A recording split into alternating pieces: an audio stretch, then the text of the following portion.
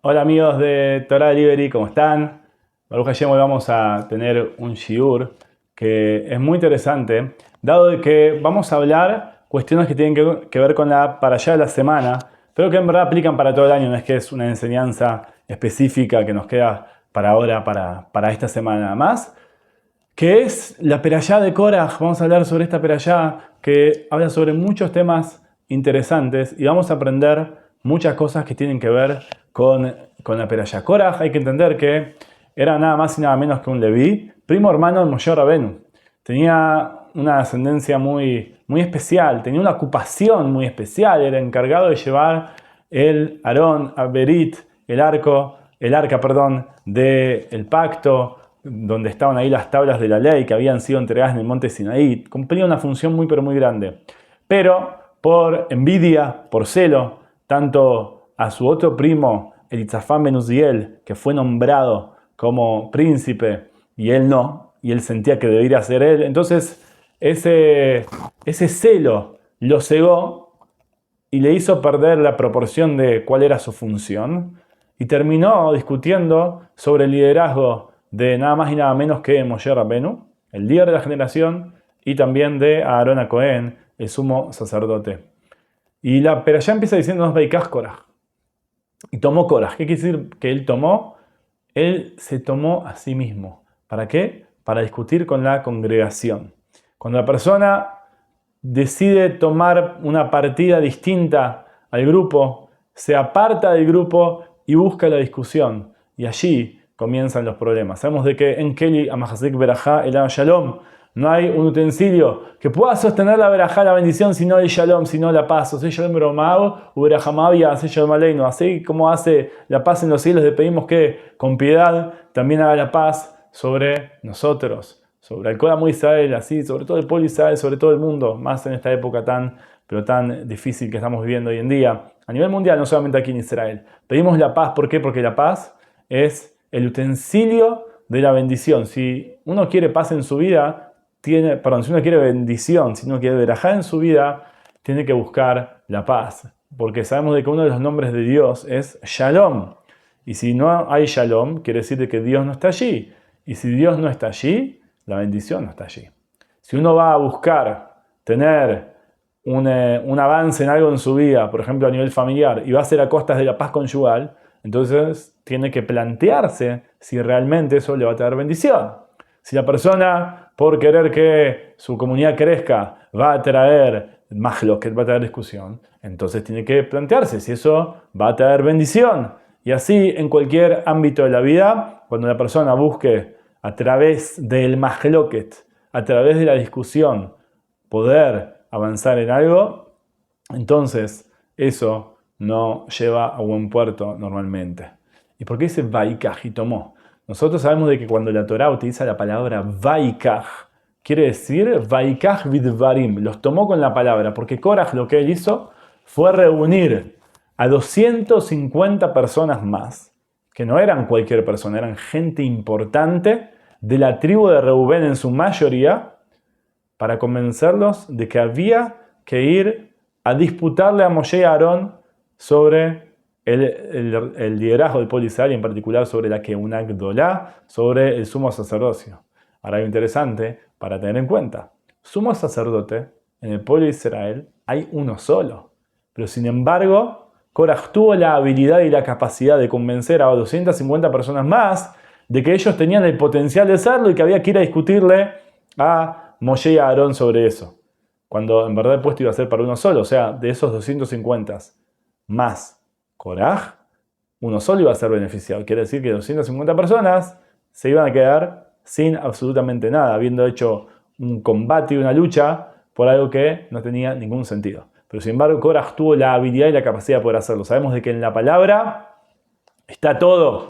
Sabemos de que siempre que hay alguien que quiere generar algo, normalmente a través de la palabra es que genera los problemas. Y así vemos todos los problemas de Shalom Bait, de paz conyugal, en las comunidades, en las ciudades, en el mundo que hay, que normalmente comienzan por problemas con el cuidado de la palabra, con lo que se dice y cómo se dice, y en dónde se dice y a quién se le dice. Eso genera normalmente problemas. Así dice la Perashá, entonces, Vaikaj Koraj. Y la Perashá nos hace una mención, sobre todo en la ascendencia de Koraj. Nos dice que era hijo de hijo de Itzar, hijo de Keat, hijo de Levi. Y hasta ahí llega. Pregunta Rashi, diciendo, ¿y por qué no nombra a Jacob? ¿Por qué nombra a todos los antecesores y no llega a Jacob? Jacob, él pidió, antes de su muerte, dijo, por favor, no quiero que me sumen al mahloket, no quiero que me sumen a la discusión. Jacob siempre buscaba tratar de alejarse de todo tipo de disputa, porque él mismo vivió la disputa que le trajo mucho sufrimiento en su vida. Por cuanto que él tuvo que discutir con su hermano Esau, a él le costó el hecho de vivir con sus padres 20 años. Él discutió con su suegro durante esos 20 años que estuvo afuera. Él discutió con su hermano Esau, tuvo que escaparse por él, después también cuando volvió a encontrarse. También él vivió la discusión de sus hijos con Yosef, lo cual le costó que 17 años esté fuera de su cercanía, de tener contacto con él y ni siquiera saber si estaba vivo o no. Entonces Jacob, él sabía la consecuencia de lo que es la discusión y por eso entonces él pidió no tener ningún tipo de relación con este aspecto de la discusión. Ahora Moshe, nosotros sabemos de que Moshe él siempre trató de cuidar al pueblo de Israel y defenderlo, a pesar de sus errores. El pueblo de Israel cometió el pecado de becerro de oro y Moshe lo defendió.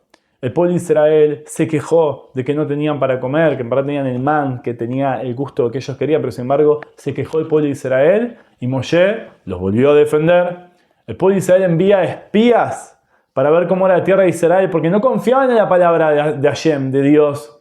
Pero sin embargo, Dios se enoja por eso, ellos hacen la Yonará, hablan mal de la tierra de Israel, y sin embargo Moshe los defiende.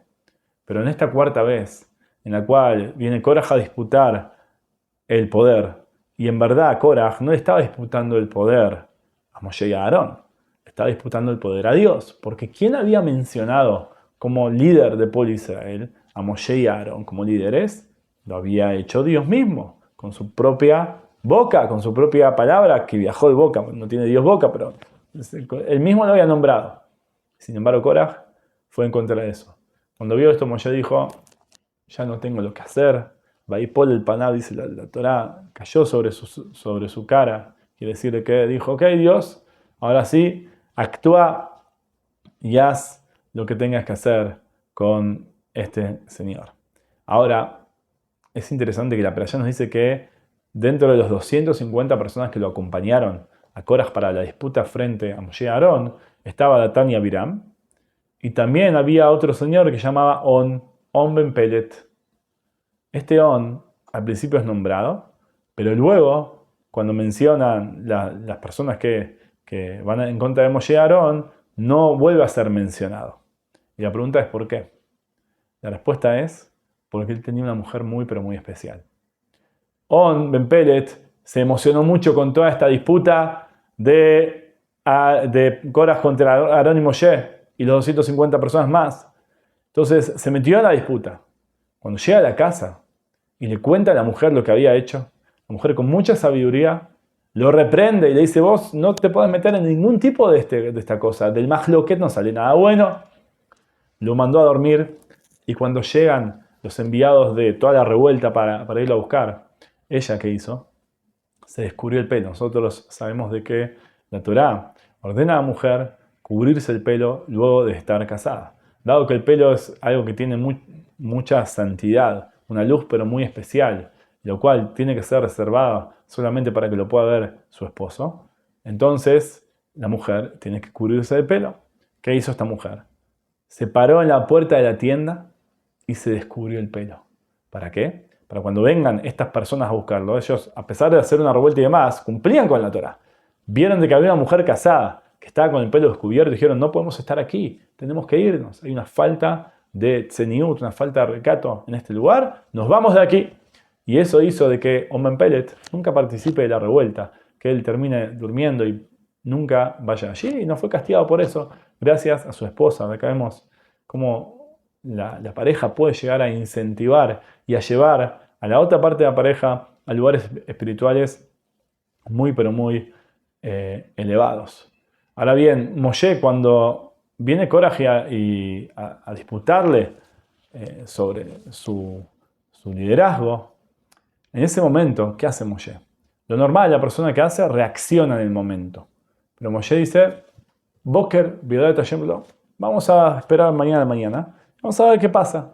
¿Por qué? Porque Moshe tuvo la esperanza de que todo este entusiasmo que había de revolución se baje un poco. Al final siguió lamentablemente la revolución y terminó como terminó, con todos los que estaban introducidos, metidos en esta situación. Abajo de la tierra se abrió la tierra y los consumió a todos ellos.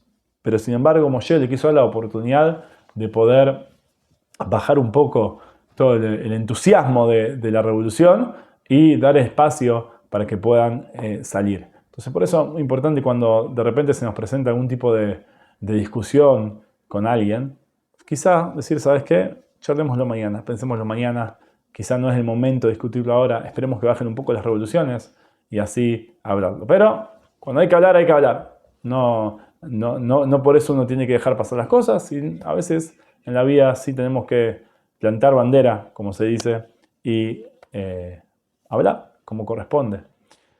Así que Besat Hashem, no quiero estirar más, hay muchísimo más para hablar de todo lo que tiene que ver con Koraj, pero sí para ir cerrando este concepto, entender la importancia que tiene el Shalom, la importancia que tiene la paz. Tenemos que cuidarnos en este aspecto. Ahora estamos ingresando ya en el Jodesh Tammuz, en el mes de Tammuz, y nosotros sabemos de que el 17 de Tammuz comienza el periodo de las 3 semanas de duelo para el pueblo de Israel, porque son 3 semanas en las cuales han pasado cosas terribles para nuestro pueblo, y principalmente la destrucción de los 2 Beit HaMikdash el 9 de Av. Y sabemos de que el segundo Beit HaMikdash fue destruido por odio gratuito, y la única forma que nosotros tenemos de que se reconstruya el Beit HaMikdash, que se construya el tercer Beit HaMikdash, es a través del Ahavat Hinam, del amor gratuito. Y la forma de hacerlo es sin fijarnos en los demás, solamente fijarnos en nosotros mismos, como dice Gemara, Kol aposel bemumo posel. Todo el que invalida a la otra persona, lo invalida, ¿por qué? Porque ve su defecto en la otra persona. Uno solamente ve los defectos de los demás cuando tiene los ojos para ver esos defectos. Si no, no los vería. Como cuentan una vez sobre un rab que fue a comprar un auto. Cuando va a comprar el auto, él pide que poder dar una vuelta con ese auto para probarlo. Normal, uno compra un auto que quiere escucharlo, quiere ver cómo suena el motor y demás. Y el vendedor que le dice, de ninguna manera. Mire, ¿quién me da la seguridad de que no agarres el auto y te lo lleves y lo vayas a robar? En ese momento Rab dijo, de ninguna manera voy a comprar este auto, vamos a investigar la patente, seguramente es robado. Y así fue que se fijaron en el número de auto y descubrieron de que era un auto robado. Porque todo el que piensa en que alguien puede robar es porque él es un ladrón. Así que Bezrat Hashem, que en la fuerza de Hashem nos dé la posibilidad de poder seguir creciendo en Torah y Mitzvot y principalmente preocuparnos por Ben Adam Lajaveró, por nuestro amor entre uno y el compañero y así acercar la Geulah Shelema, la redención completa para todos nosotros. Amén ve amén.